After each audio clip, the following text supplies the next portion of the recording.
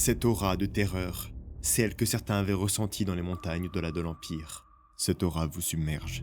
Elle vous glace le sang, fait trembler vos genoux, vous tétanise. Certains se rappellent de l'aura unifiée des 5 doigts et souhaiteraient la ressentir à nouveau au lieu de devoir faire face à celle-ci. Et vous autres, paladins, êtres immunisés à la peur grâce au pouvoir de vos dieux, de vos serments, de vos patrons, ayant en quelque sorte leur courage car ils sont toujours avec vous d'une certaine manière. Non, là ils sont absents. Ils ne sont plus derrière vous. Vous regardez même derrière votre épaule, mais rien. La vision de cette créature le rappelle des heures bien sombres. Vecna était une menace terrifiante, et son statut actuel de dieu confirme le niveau de menace qu'elle représentait. Une archiliche n'est pas à prendre à la légère, comme vous le savez. Elle en particulier.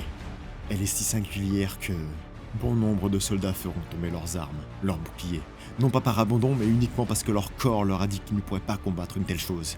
Mais ils les ramasseront, en tremblant grâce à l'espoir ou au désespoir, ou simplement en écoutant leurs supérieurs leur hurlant dessus pour qu'ils reprennent leur esprit.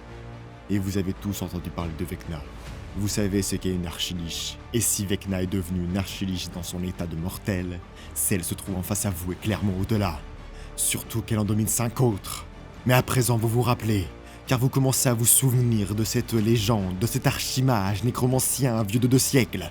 Son sort de l'oubli se dissipe. Et vous autres, vous vous souvenez de son nom. Khédrat. Et comme une archiliche n'irait pas comme titre à cette entité, comme il est devenu un seigneur au-delà de ses concepts, tout le monde dira que sous sa forme mortelle, Khédrat est devenu un overlord.